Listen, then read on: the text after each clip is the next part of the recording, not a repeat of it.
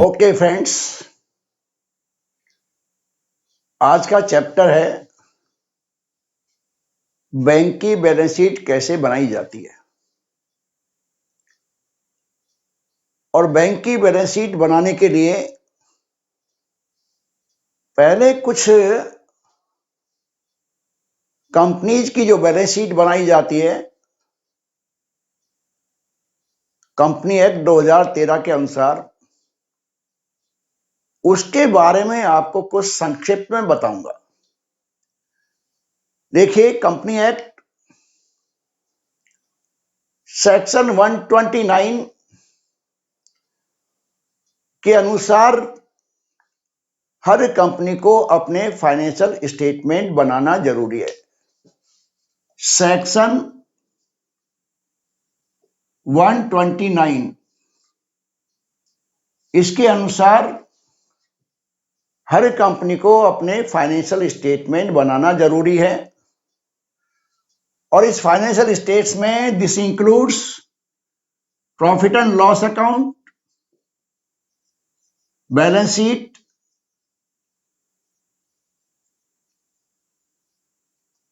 Cash flow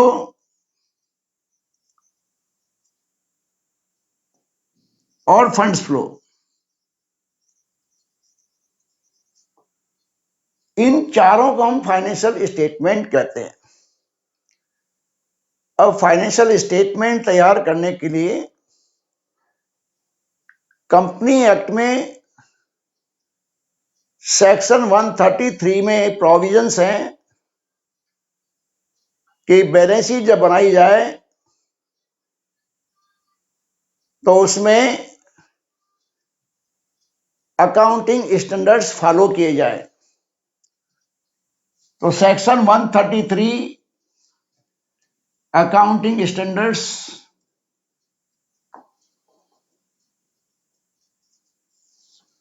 accounting standards के बारे में मैं आपको थोड़ा सा ब्रीफ में बताना चाहता हूं। देखिए, हर कंपनी अपनी बैलेंस शीट बनाएगी और उसमें जो वो आइटम्स शो करेंगे उनका क्या तरीका होगा,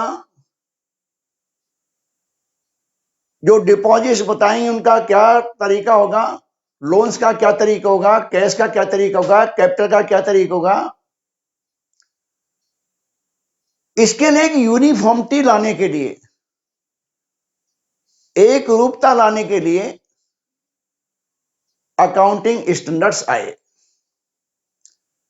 अकाउंटिंग स्टैंडर्ड्स पहले इंडियन अकाउंटिंग स्टैंडर्ड्स होते थे, बाद में हमारे IFRS को हमने अडॉप्ट किया, इंटरनेशनल फाइनेंसिंग रिपोर्टिंग स्टैंडर्ड्स, और अब इनको दोनों को मिला के हमने IS इंडियन अकाउंटिंग स्टैंडर्ड्स के नाम से हमने अब फॉलो करना चालू किया। इसके बारे में कंपनी एक्ट में लिखा हुआ है सेक्शन 132 में कि 132 के अनुसार एक नेशनल फाइनेंशियल रिपोर्टिंग अथॉरिटी केंद्र सरकार बनाएगी और ये national financial reporting authority ICAI से मिलकर ये अकाउंटिंग स्टैंडर्ड तय करेगी। और सेक्शन 133 में वो स्टैंडर्ड्स को मेंशन किया गया है कि ये स्टैंडर्ड्स कंपनियां फॉलो करेंगी। देखिए, आप ब्रीफ में मैं बता देता हूं कि अकाउंटिंग स्टैंडर्ड्स में 29 अकाउंटिंग स्टैंडर्ड्स हैं और लेवल ऑफ इंडस्ट्रीज के अनुसार इनको, लेवल ऑफ एंटरप्राइजेस के अनुसार इनको फॉलो करने के लिए इनको 3 लेवल में बांटा गया है। मैं इतना डिटेल में इसके लिए नहीं जाऊंगा, क्योंकि टॉपिक है हमारा मेन वो बैंक की बैलेंस शीट के ऊपर। लेकिन फिर भी मेन अकाउंटिंग स्टैंडर्ड्स जो यहां फॉलो हो रहे हैं वो बैंक की बैलेंस शीट बनाने में भी फॉलो होते हैं। और उसमें से मेन अकाउंटिंग स्टैंडर्ड्स है, उदाहरण के लिए आपका पहला अकाउंटिंग स्टैंडर्ड है अकाउंटिंग पॉलिसी, AS1। ये अकाउंटिंग प्रिंसिपल्स के बारे में डिस्क्लोजर ऑफ अकाउंटिंग पॉलिसी। इसके बाद चौथा इंपॉर्टेंट है, फोर्थ जो है आपका contingencies and events occurring after balance sheet, AS4 important है। इसमें बैलेंस शीट बनाते वक्त अगर कोई ऑडिटर जब ऑडिट कर रहे हैं 31 मार्च के बाद में भी ड्यूरिंग द ऑडिट पीरियड कोई एंट्री ऐसी आती है जो मटेरियल है, बहुत इंपॉर्टेंट है, उसको इस बैलेंस शीट में इंक्लूड किया जा सकता है। अकाउंटिंग स्टैंडर्ड 9 जो बैंक के हिसाब से बहुत इंपॉर्टेंट है, जिसमें इनकम रिकॉग्निशन के बारे में कहा गया, रेवेन्यू रिकॉग्निशन। तो रेवेन्यू रिकॉग्निशन का मतलब है कि इनकम कौन सी आप बुक करेंगे। आप जानते हैं, आपने पढ़ा होगा, इनकम में एक कैश इनकम होती है, कैश, और एक एक्रूड। देखिए, इनकम टैक्स कहता है एक्रूड इनकम के आधार पर आप इनकम को बुक करें। लेकिन बैंक में एक इनकम ऐसी है इंटरेस्ट की जो एक्रू हो जाती है पर आई नहीं, उससे कहते हैं interest on NP accounts. NP means non performing accounts. ये इनकम बैंक में जब भी बुक करेंगे जब इंटरेस्ट और किस्तें आ गई हों। एनपी अकाउंट में इंटरेस्ट लग तो जाता है लेकिन इंटरेस्ट इनकम में नहीं आता है। तो इसे एक्रूड और कैश इनकम का डिफरेंस बताने के लिए मैंने उदाहरण दिया है। अकाउंटिंग स्टैंडर्ड 10 ये आपका about the valuation of fix assets है। फिक्स एसेट्स को कैसे दिखाया जाएगा, और अकाउंटिंग स्टैंडर्ड 6 इसमें मर्ज कर दिया गया है। इसके बाद अकाउंटिंग स्टैंडर्ड 13 है इन्वेस्टमेंट के बारे में।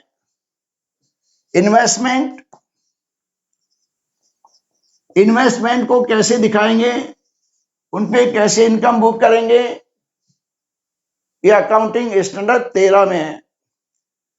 देखिए, अकाउंटिंग स्टैंडर्ड एक 17 है जो आपका सेगमेंटल रिपोर्टिंग के लिए, AS17 सेगमेंटल रिपोर्टिंग। हर कंपनियों को जब उनके सेगमेंट्स अलग अलग हैं, फॉर एग्जांपल बैंकिंग में अगर सेगमेंट देखेंगे, एक ट्रेजरी का सेगमेंट है, ब्रांच ऑपरेशंस, लोन्स, एडवांसेस, ये एक अलग सेगमेंट है। एक फॉरेन एक्सचेंज से संबंधित अलग सेगमेंट है।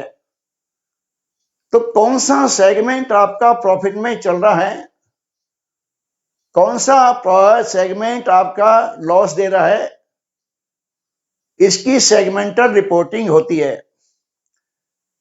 AS20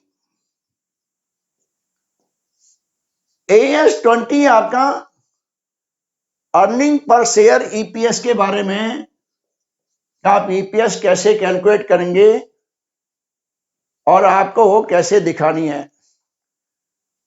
देखिए, ये अकाउंटिंग स्टैंडर्ड जो मेन है वो मैं बता रहा हूं आपको। इसमें एक चीज और है, किसी बैंक का, किसी कंपनी का, बैंकिंग कंपनी का अगर एसोसिएट कंपनी है, आप जानते हैं एसोसिएट कंपनियां वो होती हैं जिनमें 20% या उससे ज्यादा हिस्सेदारी होती है। ऐसे संस्थाएं, पर्टिकुलरली बैंक्स, इनको अपनी एसोसिएट कंपनी की बैलेंस शीट अलग बतानी पड़ेगी और फिर कंसोलिडेटेड अलग बनानी पड़ेगी। ये AS 23 में है। इसके बाद AS 26 इंपॉर्टेंट है। AS 26 accounting standard intangible assets के बारे में है। अगर कोई लीज, आपने गुडविल, पेटेंट, ब्रांड अगर वो खरीदा है तो आप इसमें दिखाते हैं, उसका वैल्यूएशन करना पड़ता है। अगर ये परचेज किया है, इंटेंजिबल एसेट्स में गुडविल, ब्रांड और पेटेंट्स जो है, कंपनी इसका वैल्यूएशन जब ही करती है जब कंपनी को कोई भागीदारी करनी हो या कोई नया पार्टनर लाना हो, ज्वाइंट वेंचर करना हो, तो इनका वैल्यूएशन किया जाता है और बैलेंस शीट में नॉर्मल कोर्स में ये बताया नहीं जाता। तो ये अकाउंटिंग स्टैंडर्ड्स, इसमें एक और है 28, अगर कोई एसेट्स की वैल्यू कम हो गई है, इंपेयरमेंट हो गया है, तो इसमें बताया जाता है। तो कहने का मतलब है बैलेंस शीट बनाने के लिए ये अकाउंटिंग स्टैंडर्ड्स फॉलो किए जाते हैं। अब प्रश्न आता है बैंक की बैलेंस शीट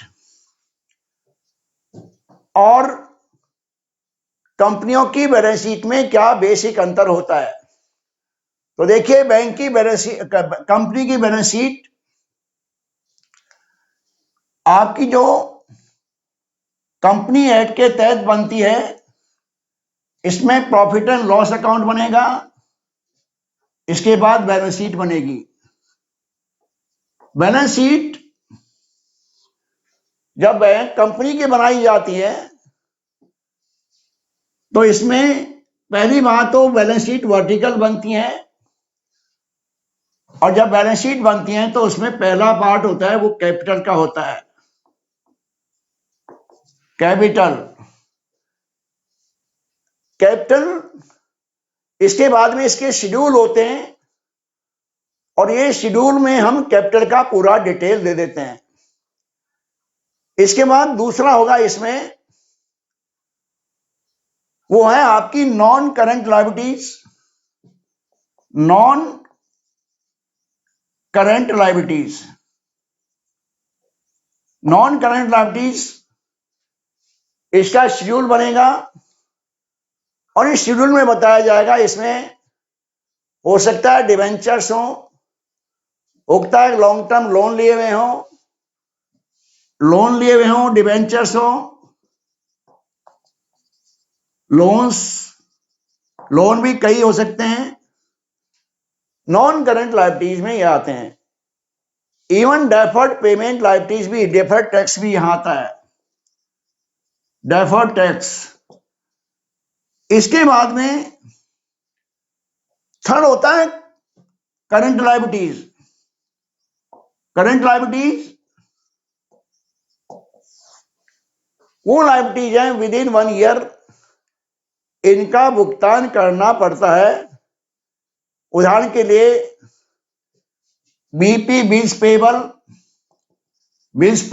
ट्रेड पेबल्स, जो ट्रेड पेबल्स होते हैं, इनकम शॉर्ट टर्म लोन्स, उसके बाद में CC limit, cash credit limits, इस तरीके की लायबिलिटीज इसमें आएंगी। इवन एक चीज और आती है इसमें कि अगर किसी टर्म लोन का भुगतान अगले साल जो ड्यू है उसकी इंस्टॉलमेंट भी आ जाएगी, तो short loans due in the next year, loans instalment due in next year, वो भी इसमें आएगी। तो ये करंट, ये है आपकी लायबिलिटीज का साइड। इसी के नीचे फिर करंट एसेट्स आते हैं, सॉरी इसके नीचे एसेट्स आते हैं, इसके नीचे आएंगे एसेट्स, और ये एसेट्स में सबसे पहला आएगा non current assets, non current assets, और उसके बाद में करंट एसेट्स। अब current asset non current assets में क्या होंगे? नॉन करंट एसेट्स कंपनी में सबसे पहला फिक्स एसेट्स, फिक्स एसेट्स, इसके बाद में इन्वेस्टमेंट्स हैं, इन्वेस्टमेंट्स हैं, सिक्योरिटीज हैं, सिक्योरिटीज है, कोई डेफर्ड पेमेंट्स हैं जो आएंगे बाद में, डेफर्ड पेमेंट्स, इस तरीके की चीजें आपकी नॉन करंट एसेट्स में आती है। करंट एसेट्स वो हैं जो विद इन 1 ईयर कैश में कन्वर्ट हो जाते हैं। उदाहरण के लिए सबसे पहला आपका करंट एसेट्स क्या होगा? Cash, cash. दूसरा होगा आपका बैंक बैलेंस, बैंक बैलेंस। तीसरा होगा आपका raw material, raw material, raw material. इसके बाद में अगर ये मैन्युफैक्चरिंग कंपनी है तो इसमें फिर semi finish goods, semi finish goods, finish goods, finish goods, और उसके बाद में बुक डेट्स, बुक डेट्स, और उसके बाद में एनी एडवांस पेमेंट या ऐसी चीज जो कोई विद इन 1 ईयर आने वाली है। एडवांस पेमेंट्स हो सकते हैं जो आपने स्टॉक के अगेंस्ट में दिए। तो ये एक फॉर्मेट है, वो कंपनीज में, कंपनीज के बैलेंस शीट बनाने में काम आता है, या ये कहेंगे कंपनी की बैलेंस शीट इस फॉर्मेट में बनाई जाती है। अब हम आते हैं बैंक बैलेंस शीट कैसे बनाई जाती है। तो देखिए बैंक बैलेंस शीट, मैंने ये कंपनी बैलेंस शीट आपको इसलिए बताई है शॉर्ट में कि बैंक की बैलेंस शीट और कंपनी की बैलेंस शीट में कुछ चीजें समान हैं और कुछ चीजें अलग हैं। पहली बात तो बैंक की बैलेंस शीट जो बनाई जाती है वो बैंकिंग रेगुलेशन एक्ट के तहत बनाई जाती है। बैंक की बैलेंस शीट जो बनाई जाती है बैंकिंग रेगुलेशन एक्ट के तहत बनाई जाती है। बैंकिंग रेगुलेशन एक्ट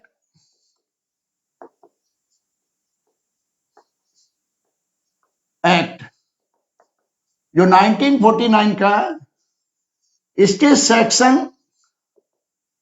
29 के अनुसार बैंक बैलेंस शीट बनाई जाती है। और इस संदर्भ में जब हमारे अकाउंटिंग स्टैंडर्ड्स का फॉलो करने के लिए आया, बैंकिंग में अकाउंटिंग स्टैंडर्ड फॉलो करने के लिए आया, तो एक वर्किंग ग्रुप बनाया, एक working group mister N D Gupta, इनकी चेयरमैनशिप में एक ग्रुप बनाया गया और इन्होंने रिकमेंड किया कि बैंकों में जो अकाउंटिंग स्टैंडर्ड्स वो कौन कौन से किस तरह से फॉलो करने चाहिए। तो बैंक में जो हो इन्होंने विशेष रूप से AS5, AS9, AS5, AS9, AS5, AS9, AS11, AS11, AS15, AS15, AS17, AS18, AS18, इसके बाद AS18 के बाद AS21,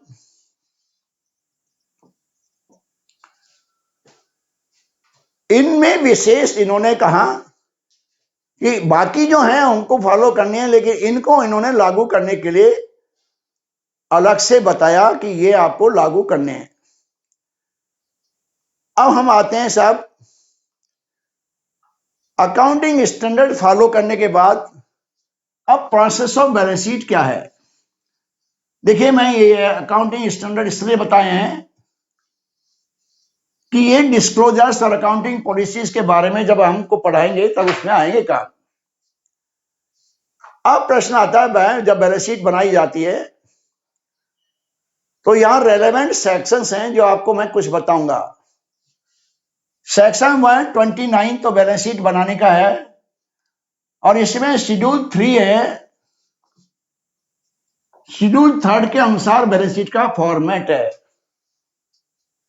अब इसके अनुसार जब बैलेंस शीट बनाई जाएगी तो सेक्शन 30 बैलेंस शीट का ऑडिट होना जरूरी है, और ये ऑडिट स्टेटरी ऑडिट होता है। स्टेटरी ऑडिट आरबीआई लगाता है।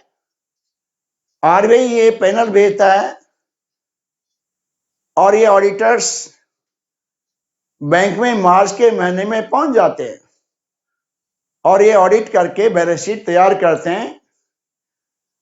जब बैलेंस शीट तैयार हो जाती है तो देखिए, कम से कम मिनिमम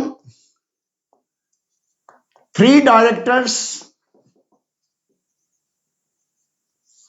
3 डायरेक्टर्स इसको साइन करना जरूरी है, और जिसमें एक सीएफओ या सीईओ का साइन करना जरूरी है। इसके बाद सेक्शन 31 इसके अनुसार विद इन 19 डेज इस बैलेंस शीट की कॉपी आरबीआई को पहुंच जानी चाहिए, duly signed by the auditors and the management. इसके बाद है कि इसमें सेक्शन 35 के अनुसार आरबीआई फिर इस बैलेंस का इंस्पेक्शन करने आता है। तो ये बैलेंस शीट से संबंधित कुछ सेक्शन जो है बैंकिंग रेगुलेशन एक्ट में। अब कुछ चीजें जो डिस्क्लोजर की हैं, जो बैंकिंग रेगुलेशन एक्ट में डिस्क्लोज करनी पड़ती है बैलेंस शीट में, जैसे आपका सेक्शन 24 है, इसमें आप एसएलआर मेंटेन करते हैं, वो इस बैलेंस शीट में बताया जाता है। सेक्शन 25 डिक्लेयर करते हैं एसेट्स इन इंडिया। आपको ये बताने पड़ेंगे क्वार्टरली बेसिस पर कि आपके भारत से कितने डिपॉजिट्स लिए हैं, और भारत में अपना कितना लोन्स और एडवांसेज और निवेश किया है। प्रायः जो विदेशी बैंक होते हैं, अगर उन्होंने मान लो यहां 10,000 करोड़ के डिपॉजिट्स ले रखे हैं, तो 7,500 करोड़ उनको भारत में इन्वेस्ट करना पड़ेगा। इसे कहते हैं एसेट्स इन इंडिया। सेक्शन 26 इसमें होता है अनक्लेम डिपॉजिट्स का डिस्क्लोजर। अनक्लेम डिपॉजिट्स वो होते हैं जो 10 साल से ज्यादा हो गए हैं बैंकों में, उनको कोई क्लेम करने वाला नहीं है, ड्यू हो गए। For example current account, saving account है, उसमें किसी ने कोई विड्रॉ नहीं किया, कोई ट्रांजैक्शन नहीं किया, वो 10 साल में अनक्लेम में काउंट होगा। एक एफडी है, वो 5 साल की थी, ड्यू हो गई, तो पहले 5 साल तक तो वो ड्यू नहीं, ड्यू होने के 10 साल बाद में उसको इसमें बताया जाएगा।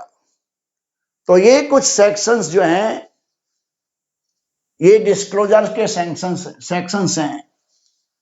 अब आते हैं प्रोसेस ऑफ बैलेंस शीट, कि बैलेंस शीट कैसे तैयार की जाती है। तो आप जानते हैं सबसे पहला कार्य जब भी कोई बैलेंस शीट बनती है उसमें आप सबसे पहले ट्रायल बैलेंस बनाते हैं।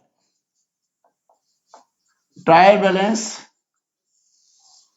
To check the accuracy of the debit side and credit side. Dual entry system में कोई एंट्री छूट नहीं जाए इसलिए बनाया जाता था। कंप्यूटराइज सिस्टम में आजकल ये ऑटोमेटिक चेक हो जाता है। इसके बाद में एक होता है रिकॉन्सिलेशन।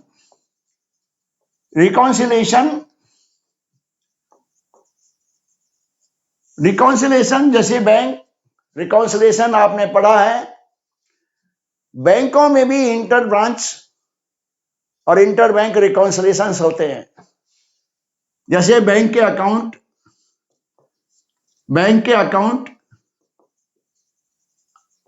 आरबीआई में हो सकते हैं,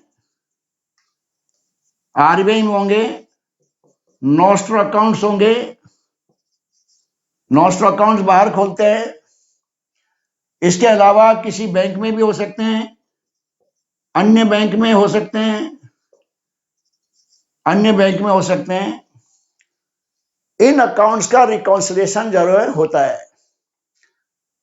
और आपने एक चैप्टर पढ़ा है बैंक रिकॉन्सिलेशन का अलग से, कि बैंक रिकॉन्सिलेशन में एक बैंक की पासबुक में, कैशबुक में, और दूसरे बैंक के पासबुक में, जिसे हम पहले पासबुक कहते हैं, आजकल दूसरे बैंक के स्टेटमेंट में कह सकते हैं, क्या अंतर आ सकता है। तो कुछ रीजंस हैं जिनसे इसमें डिफरेंस आता है। एक रीजन तो हमने ये देख सकते हैं कि उस बैंक ने जहां हमारा अकाउंट है कुछ चार्जेस डेबिट कर दिए, debit of charges, debit of interest, debit of check return हो गया हो, कोई उसका डेबिट कर दिया हो, आपके पास कोई डबल डेबिट हो गया हो, चेक डबल डेबिट। ये डेबिट की वजह से डिफरेंसेस आते हैं। दूसरे डिफरेंसेस जो है वो क्रेडिट की वजह से होते हैं।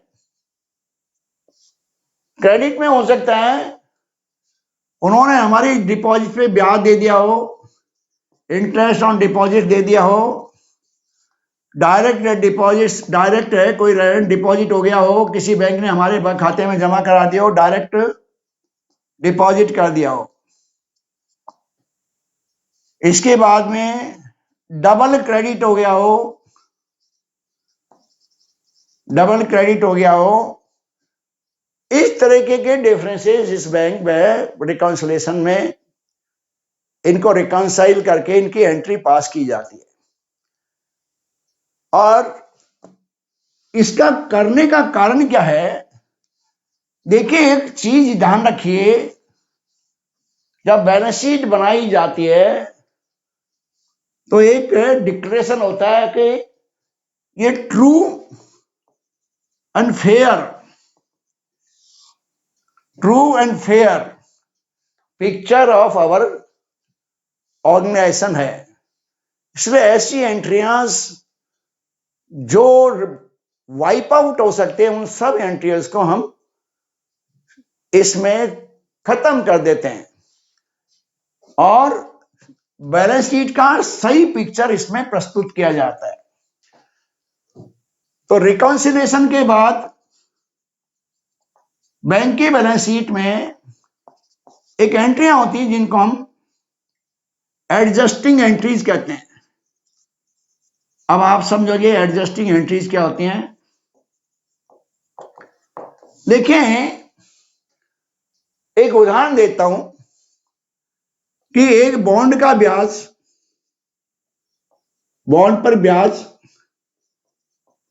आपका एक्रू हो गया, अर्न कर लिया लेकिन मिला नहीं, तो इस साल की इनकम में वो आएगा। इनकम टैक्स कहता है कि कहीं पर भी आपने निवेश कर रखा है, चाहे एफडी के रूप में चाहे बॉन्ड के रूप में, और वो ब्याज आपको बाद में कम्युनिटी मिलेगा तो भी ईयरली बेसिस पे उसको एक्रूड इनकम में दिखाया जाएगा। तो ऐसे आइटम्स का हम एडजस्टिंग एंट्री डालते हैं। उदाहरण के लिए इसकी एंट्री होगी adjusting account DR to interest. अब इसका मतलब है यहां नरेशन में आ जाएगा interest due accrued on bonds up to 31 March but not received. ये एंट्री 1 तारीख को ये रिवर्स हो जाएगी, ये एंट्री अगले तारीख को ये रिवर्स हो जाएगी। तो इस तरीके की एंट्रीज, ये तो मैंने एक उदाहरण बताया है।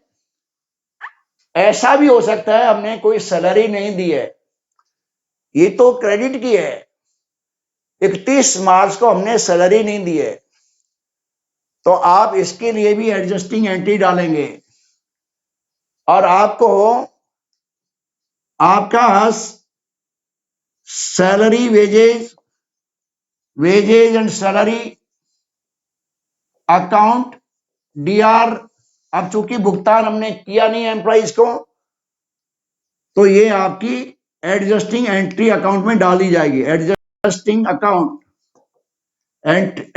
एंट्रीज अकाउंट, ये आपके एडजस्टिंग एंट्रियां जिससे ऐसी कोई चीज नहीं होनी चाहिए जिससे ये लगे कि हमने खर्चे को इस साल बुक नहीं किया। अगर इस साल का खर्चा इस साल बुक करना है, पेमेंट नहीं किया तो हम एडजस्टिंग में डाल देंगे। तो ऐसी कोई भी आइटम, बहुत सारे उदाहरण हो सकते हैं। आपका रेंट भुगतान नहीं किया, वो एडजस्टिंग में आ जाएगा। आपने स्टेशनरी का भुगतान नहीं किया, उसका एडजस्टिंग में आ जाएगा। ये बैंकों में बैलेंस शीट बनाने से पहले ये एंट्रियां डाली जाती। तो अब आ गया, एडजस्टिंग हो गया। अब आते हैं हम बैलेंस शीट कैसे बनाएंगे। तो बैलेंस शीट, एडजस्टिंग अकाउंट्स। अब आते हैं साहब, बैलेंस शीट बनाने के लिए सबसे पहला हम प्रॉफिट एंड लॉस अकाउंट बनाते हैं। तो हमारा प्रॉफिट एंड लॉस अकाउंट बनता है, तो बैंक में profit and loss account, P&L account जो बनेगा,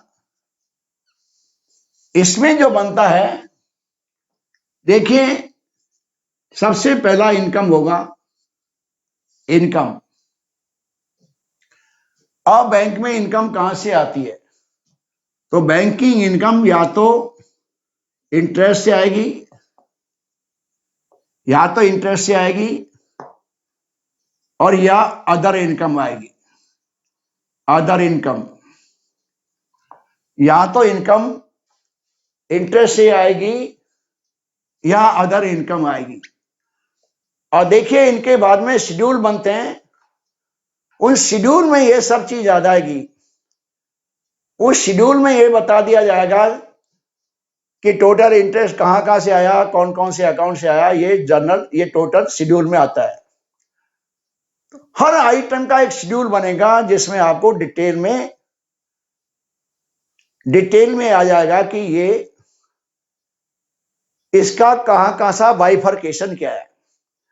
एक उदाहरण दे देता हूं मैं। अदर इनकम, देखिए इंटरेस्ट में उदाहरण आ सकता है। इंटरेस्ट में आ गया है, एक तो लोन्स एंड एडवांसेस पे इंटरेस्ट, एक आ गया आपका इन्वेस्टमेंट पे इंटरेस्ट। ऐसे मैंने आपको केवल मात्र उदाहरण दिए हैं। ऐसे बहुत सारे डिस्क्लोजर्स हैं जो अलग अलग इंटरेस्ट का बाइफरकेशन दिखाया जाएगा, कहां कहां से आया, कहां कहां से नहीं आया। इसी तरीके से एक बता रहा हूं आपको इन्वेस्टमेंट, ये अदर इनकम के बहुत सारे हेड होते हैं। जैसे आपका एक कमीशन होता है, कमीशन जो आप इंश्योरेंस, म्यूचुअल फंड बेचते हैं उस पर इंश्योरेंस कमीशन आता है। जो आप चेक्स बाहर बेचते हैं कलेक्शन में, उस पर भी ब्याज आता है, सॉरी उस पर भी कमीशन आता है। तो एक कमीशन कहां कहां से आया है, अलग अलग हेड्स का इसमें बताया जाता है। कमीशन के बाद में एक्सचेंज, जो रेमिटेंस पे है हम करते हैं, आरटीजीएस, एनईएफटी, ड्राफ्ट जारी करते हैं, उस पर एक्सचेंज आता है। एक्सचेंज के बाद में ब्रोकरेज, ब्रोकरेज के बाद में आपका जो है रेंट, लॉकर का रेंट यहां आएगा। लीज रेंट भी हो सकता है, लीज रेंट। इसके बाद मिसलेनियस रिसीट्स, मिसलेनियस में आपके बहुत सारी चीजें हैं। उदाहरण के लिए किसी का चेक रिटर्न हुआ, उस पर बैंक चार्जेस लगाता है, वो मिसलेनियस में आ जाएंगे। आपने स्टॉप पेमेंट करवाया, वो इसमें आ जाएगा, उस पर चार्जेस लगते हैं, चेक रिटर्निंग चार्जेस लगते हैं। तो ये बहुत सारे मिसलेनियस चार्जेस उसमें आते हैं। ये मिसलेनियस एक्सपेंडिचर्स में रिसीट्स में दिखाए जाएंगे। तो कहने का मतलब आपका, ये इनकम के हेड हो गए और ये उनके शेड्यूल में आपको आएंगे, जो शेड्यूल मैंने आपको मेरे प्रेजेंटेशन में दे रखे हैं। अब प्रश्न आता है, दूसरा आएगा हेड एक्सपेंडिचर। बैलेंस शीट का पेनल बनाने में पहले आय बताई जाएगी, फिर एक्सपेंडिचर बताया जाएगा। तो एक्सपेंडिचर में सबसे बड़ा एक्सपेंडिचर क्या है, वो है ब्याज का। सबसे बड़ा एक्सपेंडिचर ब्याज का होता है। और एक्सपेंडिचर में interest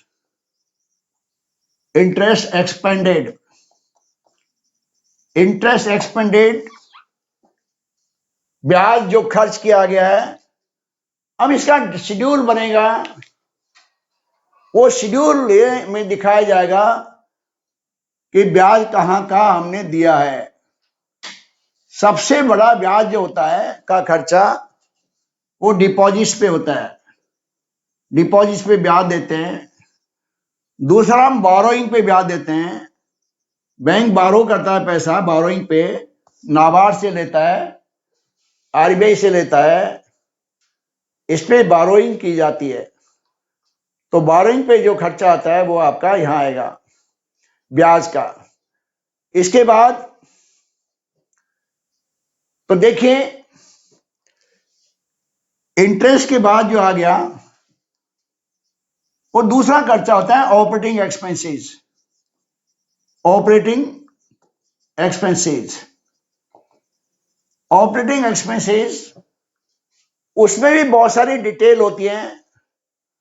for example staff expenses, आपके स्टाफ के आगे सैलरी वगैरह, रेंट, रेंट आ गया। इसके बाद में एड आ गया, एडवर्टाइजमेंट आ गया। इसके बाद में आपका जो है कन्वेंस आ गया, ट्रांसपोर्ट आ गया, कन्वेंस, ट्रांसपोर्ट, बहुत सारे खर्चे जो यहाँ आपको ऑपरेटिंग एक्सपेंसेस में आते हैं। अब मैं आपको ये बता रहा हूं कि जो शेड्यूल होते हैं इनके, तो इनकम का जो शेड्यूल होता है वो शेड्यूल 13 होता है, जिसमें डिटेल दी जाती है। मैंने आपको बताया टोटल 16 शेड्यूल होते हैं, 16 शेड्यूल्स, जो बैलेंस शीट की हर आइटम की डिटेल इसमें आती है शेड्यूल में। तो देखिए, जो 13 नंबर शेड्यूल है वो इनकम का होता है, इंटरेस्ट इनकम का। 14 नंबर में आपको वो मैंने बताई थी डिटेल, जो अलग अलग कमीशन, एक्सचेंज जहां से आता है। उसके बाद एक्सपेंडिचर में इंटरेस्ट जो दिया है ये 15 नंबर शेड्यूल है और ये 16 नंबर शेड्यूल है। इसके बाद जो पेमेंट, दोनों का बाकी निकाल के, इनकम और एक्सपेंडिचर वो बाकी निकाल के प्रॉफिट एंड लॉस अकाउंट बनाते हैं। प्रॉफिट और लॉस, प्रॉफिट लॉस क्या रहा, उदाहरण के लिए अगर यहां 500 है और यहां 400 है, 100 आपका प्रॉफिट आ गया। अब इस प्रॉफिट का एप्रोप्रिएशन क्या होता है, तो इस 100 का एप्रोप्रिएशन इसी प्रॉफिट एंड लॉस अकाउंट में बताया जाएगा। और ये 100 का जो प्रॉफिट एंड लॉस बताया जाएगा एप्रोप्रिएशन, उसमें आपका सबसे पहला है, पहला प्रोविजंस वह स्टैट्यूटरी प्रोविजंस। स्टैट्यूटरी प्रोविजंस जो कानून के तहत ये प्रोविजन करने जरूरी है। For example, every company has to provide 20% of its profit as a reserve. इसके बाद कुछ स्पेशल रिजर्व्स होते हैं, स्पेशल रिजर्व्स होते हैं। जैसे उदाहरण के लिए आपने कोई है अलग से लायबिलिटी आने वाली है, उसका रिजर्व कर दिया, एनपीए का रिजर्व बना दिया। इसी तरीके से कुछ है कंटीजेंसीज के लिए अलग से रिजर्व बना दिया। तो ये यानी general reserve, special reserve, stated reserves, ये रिजर्व्स आपने इसमें से, इस जो आपका 100 करोड़ का प्रॉफिट आया उसमें से आपने ये ट्रांसफर कर दिए।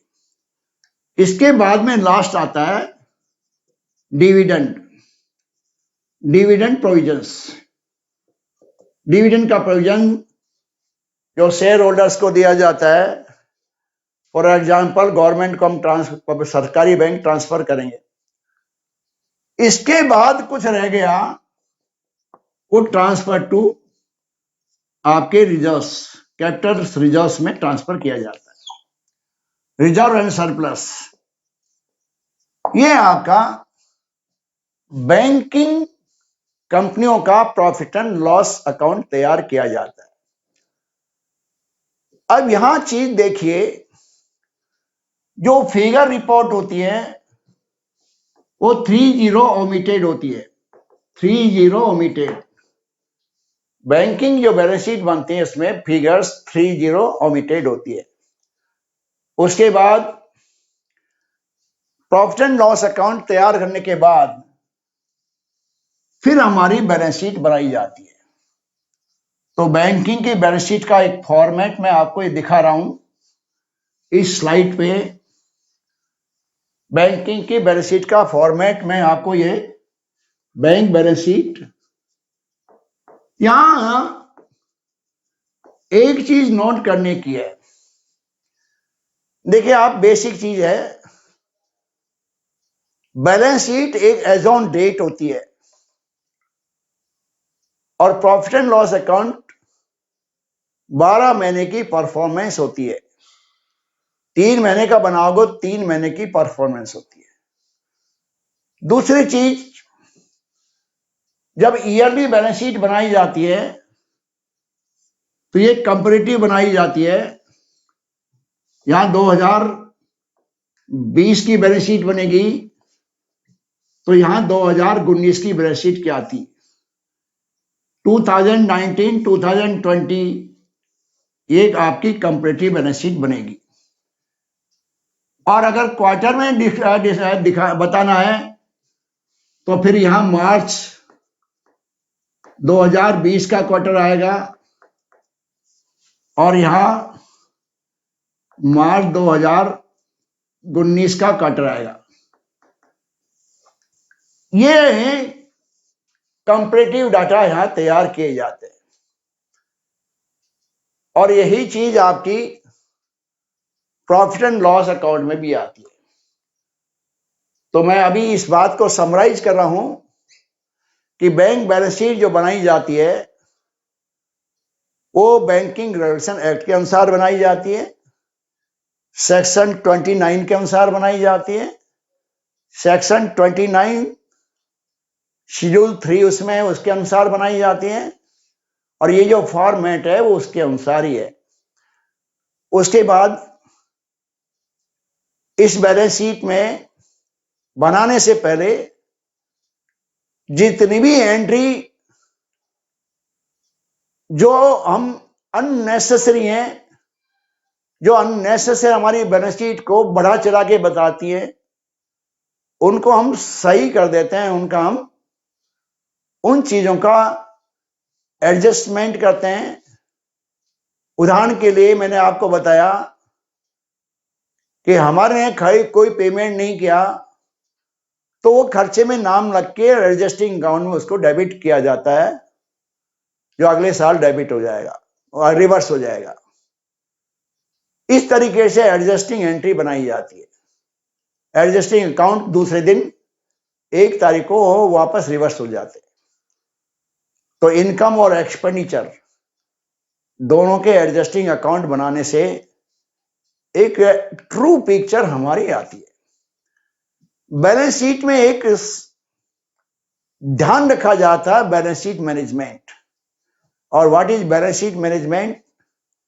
बैलेंस शीट मैनेजमेंट कहते हैं कि संस्था की वो सही पोजीशन बताए, संस्था में उस बैलेंस शीट में ऐसी चीज नहीं हो जिसमें कोई क्वालिफिकेशन हो, जिसमें ऑडिटर्स ने कोई क्वालिफाई कर दिया हो, ऐसी चीज नहीं हो जो विंडो ड्रेसिंग हो।